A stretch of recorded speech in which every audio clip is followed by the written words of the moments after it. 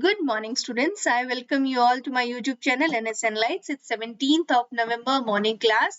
आज हम paper 3 discuss करने वाले हैं. काफी इंपॉर्टेंट एक क्वेश्चन, थोड़ा हटके. लेट्स सी कि आपको अच्छे से मैं समझा पाऊंगी. Right.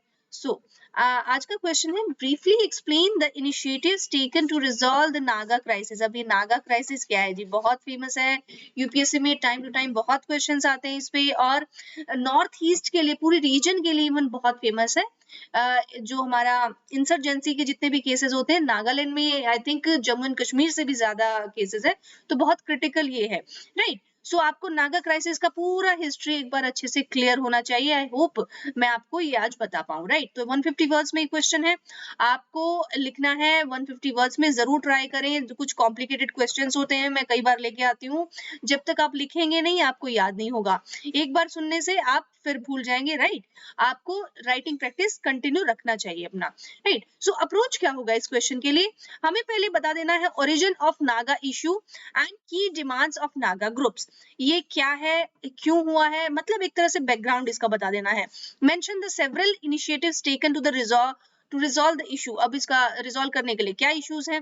Conclude by mentioning about the need to respect people's aspirations and cultural diversity. Right. So हमें बीइंग अ डेमोक्रेसी, हमें पता करना चाहिए कि वहां के लोग क्या चाहते हैं, उनके अकॉर्डिंग कोई एक फेवरेबल हम डिसीजन ले.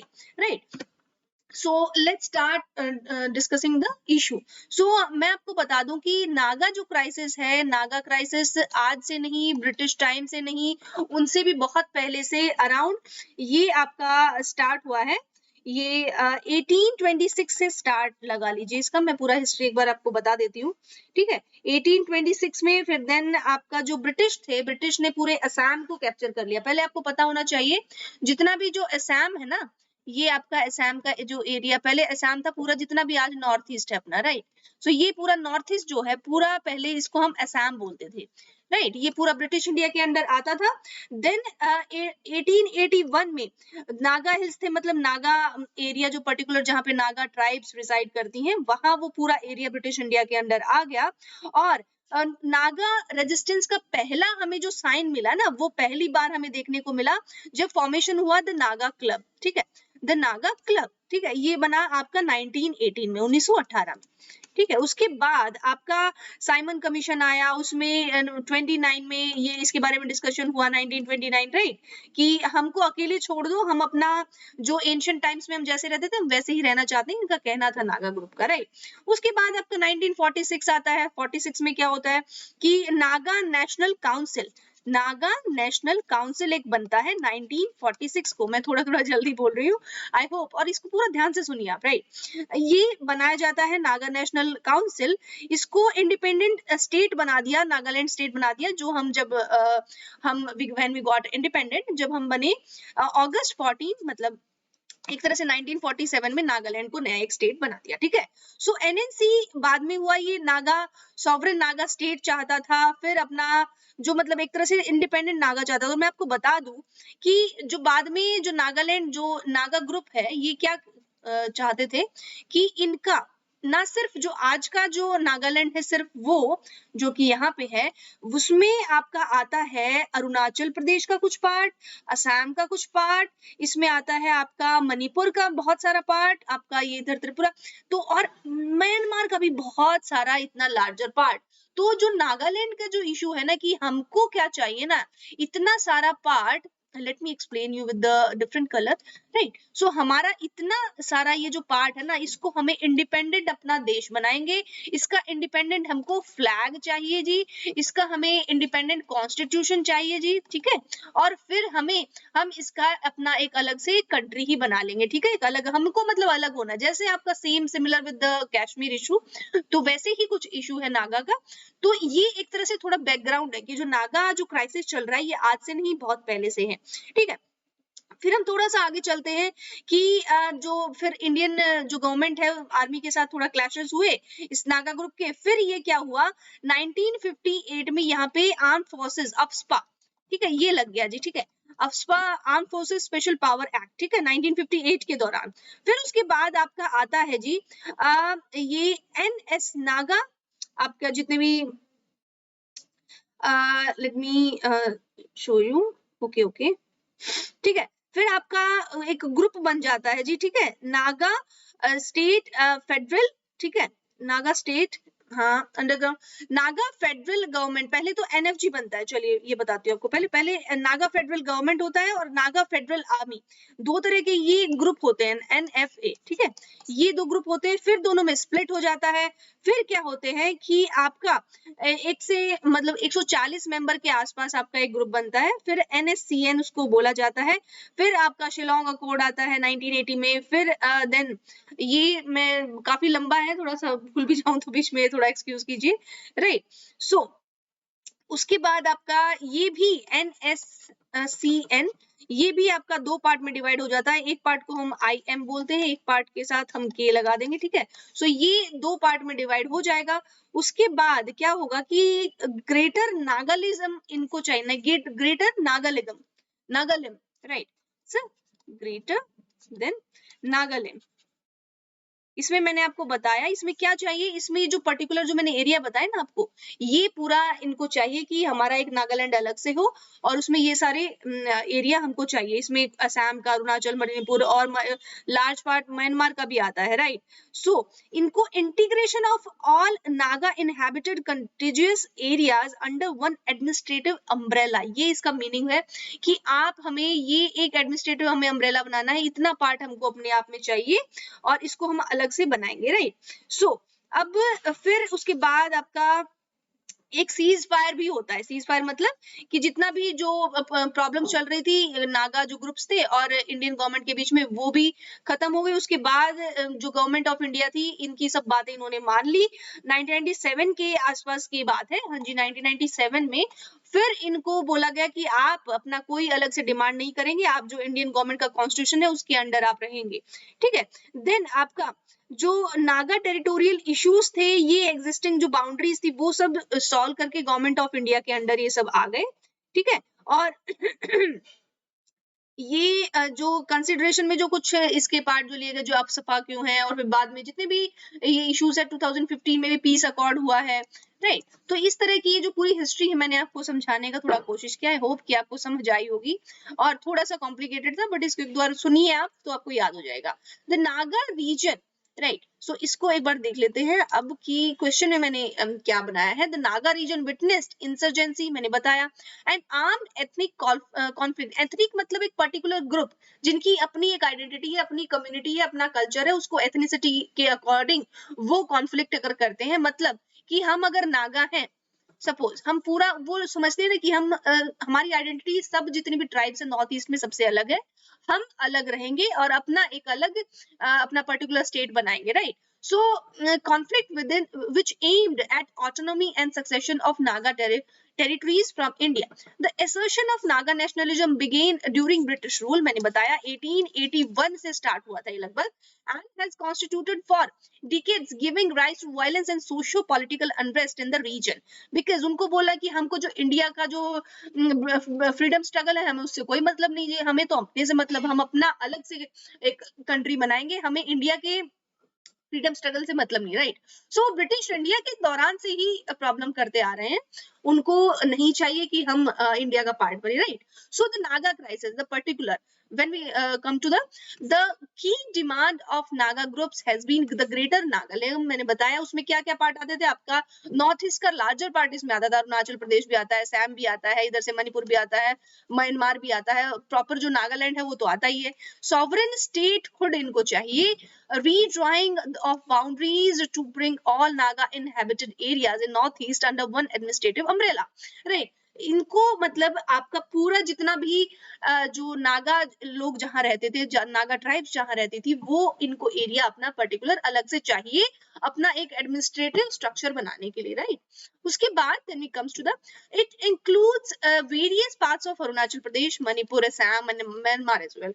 The demand also includes the separate Naga Yezabo constitution and Naga national flag. पता है मैंने, एक फ्लैग भी चाहिए, कॉन्स्टिट्यूशन भी चाहिए, हमको सब अलग से अपना बनाना है। In the 1950s, the Naga National Council NNC took up arms and restored the violence over Naga sovereignty. मतलब ये एक ग्रुप बना, इस ग्रुप ने नागा सॉवरेनिटी के लिए लड़ाई छेड़ दी कि हम सबसे लड़ जाएंगे, हम अलग रहेंगे, हमको कोई मतलब नहीं है फैमिली से, हमको अपना न्यूक्लियर बनाना है, अपना अलग से रहना है, ठीक है जी। तो ये अपने पापा से लड़ गई जी, अपने इंडिया से, ठीक है, कि 1950s के दौरान पे। इसमें उसी समय फिर ये अप्सपा भी यहाँ पे फिर लगाना पड़ा। Initiatives taken to resolve the issue. Indian government ने क्या क्या किया है? शिलोंग अकॉर्ड हुआ, मैंने बताया 1975 के दौरान।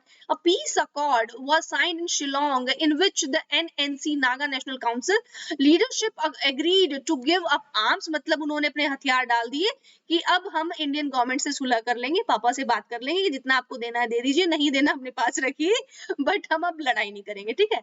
However, several leaders refused to accept the agreement, which led to split of NNC. अब जी 140 मेंबर के आसपास थे, उसमें से कुछ बोले कि हम इसका इंडिया का पार्ट दे देंगे, हम साथ करेंगे, दूसरे बोले हमें तो नहीं करना है, तो आपस में ही लड़ पड़े, ठीक है। फैमिली में ही फिर लड़ाई हो गई कि नहीं जी आप उनका सपोर्ट करें तो करें, हम नहीं करने वाले, तो एनएनसी के भी फिर पार्ट बन गए। फिर आया जी सीज फायर एग्रीमेंट, आपका फिर आता है एनएससीएल आईएम, मैंने बोला ये दो पार्ट बन गए थे, एक के बन गया, एक आईएम बन गया, right. Signed a ceasefire agreement with the government to stop attacks on Indian armed forces. In return, the government would stop all counter-insurgency offensive operations like AFSPA. Right, इन्होंने बोला कि आप हम पे अफस्पा बंद कर दो, हम भी आप पे अटैक बंद कर देंगे। इंडियन जो आर्म फोर्सेस थी वहां पे, सीआरपीएफ जो भी वहां पे हम तैनात करते थे, वहां पे उन पे अटैक्स हो जाते थे, इंसर्जेंसी हो जाती थी। इंसर्जेंसी मतलब अपनी ही पर्टिकुलर स्टेट में अपनी ही गवर्नमेंट के खिलाफ लड़ाई करना, इसको हम एक तरह से इंसर्जेंसी बोलेंगे। ये एक तरह से हम इसको टेररिज्म का छोटा भाई होता है ये, ठीक है। सो फ्रेमवर्क एग्रीमेंट, अब इसमें एग्रीमेंट आया 2015, मैंने बताया पीस अकॉर्ड लास्ट में हुआ था जो। In this agreement the government of India recognise the unique history, culture and position of the Nagas and their sentiments and aspirations. मतलब मैंने बोला था कि हम कंक्लूजन में जाके ये बात डिसाइड कर देंगे कि वहां के लोगों को जो चाहिए ना आप वो प्रोवाइड कर दो, लोग कुछ नहीं बोलेंगे। तो वही फिर उन्होंने किया कि 2015 के आते आते वहां के लोगों से भी पूछना स्टार्ट कर दिया गवर्नमेंट ने कि आपकी जो हिस्ट्री कल्चर है उसको प्रिजर्व करेंगे आप प्लीज, बट इंडिया का पार्ट बने रहिए, राइट, आप शांति से रहिए। The NSCN also appreciated the Indian political system and government, right. So ये भी इन्होंने इंडियन पॉलिटिकल सिस्टम गवर्नमेंट्स को अप्रिशिएट करना स्टार्ट कर दिया, मतलब हम आपका पार्ट बनेंगे, हमें कोई प्रॉब्लम नहीं है। However, the details of the agreement yet to be released by the government. Details अभी तक पता नहीं है, बट हाँ ये मान गए हैं कि हम अब कोई हल्ला नहीं करेंगे, right. Recently, the state government decided to prepare the register of indigenous inhabitants of in Nagaland, but later due to the pressure from various fractions, the decision was put on hold. मतलब आप जो inhabitants हैं, मतलब जो नागाज हैं, जो inherently Nagas है, pure Naga tribes हैं, उनको आप बोल रहे हैं कि उनके बारे में पता करें कि है कहाँ, फैले कहाँ तक है, हम उनके बारे में देखना चाहते हैं, बट ऐसा कुछ फिर स्टेट गवर्नमेंट ने स्टॉप कर दिया, राइट। फिर then comes to the conclusion part. Conclusion में हम लिख देंगे फ्यूचरिस्टिक, जो वहां की एथनिसिटी कम्युनिटी को हेल्प करेगा, उनको कोई नुकसान नहीं पहुंचाएगा, ऐसा कुछ कंक्लूजन हम बताएंगे, कुछ डिसीजन लेंगे। नागाज आर कल्चरली हेट्रोजेनस, मतलब बहुत अलग अलग तरह के अलग अलग जगह फैले हुए हैं, groups of different communities tribes having a different set of problems from main stream population. Of course जो ट्राइब्स होती हैं आपको पता है उनकी प्रॉब्लम्स ना, मेन स्ट्रीम जो लैंड है जैसे इंडिया है, उनका प्रॉब्लम है रोटी कपड़ा, अपना इकोनॉमी का प्रॉब्लम, हमें जॉब्स चाहिए। बट जो ट्राइबल जो इश्यूज होते हैं ना उनकी प्रॉब्लम ही अलग है, क्योंकि उन्होंने कभी जो मेन स्ट्रीम दुनिया है वो कभी देखी ही नहीं है, right. So in order to achieve the long lasting solution, their cultural, historical and territorial extent must be taken into consideration, right? So उनकी जो एथनिसिटी है उसको बचाने के लिए गवर्नमेंट को स्टेप्स लेने होंगे। वो नहीं चाहते, देखो ट्राइब्स को क्या चाहिए कि हमारे ना कल्चर में हमारे पास घुसे ना कोई, ठीक है, हम जैसे हैं हमको वैसे ही छोड़ दें, हम वैसे ही खुश हैं, हमारे हमको कपड़े ना दे, हमको बिना कपड़े के रहना पसंद है, राइट। हमको अपने जैसा मत बनाइए, हमें ना हम आपको अपने जैसा बना रहे हैं, हमको जैसा है हमें अपनी जगह छोड़ दीजिए, right. This is the need of the tribes in India particular, right. आप कहीं भी किसी भी ट्राइब में, चाहे आप अमेजन की ट्राइब्स में जाइए, या आपको पता है अभी जहाँ रिसेंटली आपको कोरोना के सिम्टम्स मिले हैं, अमेजन ट्राइब्स में, अपने अंडमानीज जो जारावाज हैं, और ये ट्राइब्स में जो एंटनलीज है, जो पीछे एक एक्सीडेंट के थ्रू आपको पता है कि कोई एक फॉरेनर वहां घूमने गए थे, उसको मार दिया वहां पे, राइट। तो उनको पसंद है कि हमारे यहाँ कोई हमको डिस्टर्ब ना करो, हम जैसे हैं हमको वैसे ही रहने दो, हमको आपके डेवलपमेंट का जरूरत नहीं है। तो हमको लॉन्ग लास्टिंग सोल्यूशन क्या होगा गवर्नमेंट के द्वारा, कि आप उनकी कल्चरल, हिस्टोरिकल और टेरिटोरियल एक्सटेंट को छुए ना, उनको एकदम वहीं के वहीं रहने दे। Therefore, any arrangement to be worked out should lead to social and political harmony, economic prosperity, and protection of the life and property of all tribes and citizens of the states, right? सो ये एक तरह से arrangement हमारी government को, state government को मिलके करना होगा, कि जो सोशल और पॉलिटिकल जो हार्मनी बनाना है, एक दूसरे का अमलगमेशन जो हमें करना है, वो उससे परेशानी ना हो, ना कि वहां की ट्राइब्स को, क्योंकि मैक्सिमम ट्राइब्स हैं वहां पे, नॉर्मल मेन स्ट्रीम लोग है ही नहीं वहां पे। आप जाइए, ट्राइब्स है वहां पे, पूरा म्यांमार का जो बॉर्डर एरिया है आपने कभी देखा हो, और अगर नागालैंड आप कभी विजिट करें तो देखना, मैक्सिमम वहां पे विलेज है, वहां पे ट्राइब्स है, वहां के लोगों का रहन सहन एकदम मेन स्ट्रीम इंडिया से, नॉर्थ ईस्ट से पूरा अलग है। So that is the main Nagaland they want to do, right. So इस तरह का ट्राइब्स और सिटीजन जो है, स्टेट्स को इनका वेलफेयर करना, जो डीपीएसपी में भी हम पढ़ते हैं, राइट, आर्टिकल 32 to 51, तो ये भी हमारा एक राइट है, गवर्नमेंट का ड्यूटी है, बनता है कि आप जैसे वहां के लोग हैं वो रहना चाहते हैं, उनको रहने दें। So this is all about today, thank you so much, और आई होप कि आपको जरूर ये नागा इशू समझ आया होगा। थोड़ा बैकग्राउंड इसका काफी लंबा है, एक दो बार पढ़ेंगे तो अच्छे से याद हो जाएगा, राइट, बट इसको पढ़ना जरूर है, क्योंकि ये इश्यूज है, ये बार बार पेपर 3 में आते हैं, और ये कंटिन्यू, एक बार आपने एक इशू कर लिया ना, जैसे नागा इशू, राइट, इंसर्जेंसी में आपका इससे जेएनके भी हो जाएगा, आपका इससे फिर जो अदर स्टेट में भी इंसर्जेंसी, जैसे then comes to the Naxalism, फिर नक्सलिज्म वाला इशू हो जाएगा, नक्सलबाड़ी विलेज एंड ऑल। ये आपका एक तरह से एक टॉपिक लीजिए, और वैसे पूरा थोरली उसको पूरा शुरू से लेकर लास्ट तक उसको कंप्लीट कर दीजिए, राइट। सो ये सब इंटर रिलेटेड कुछ टॉपिक्स हैं, हम डिस्कस करते रहेंगे time to time. So thank you so much, have a nice day.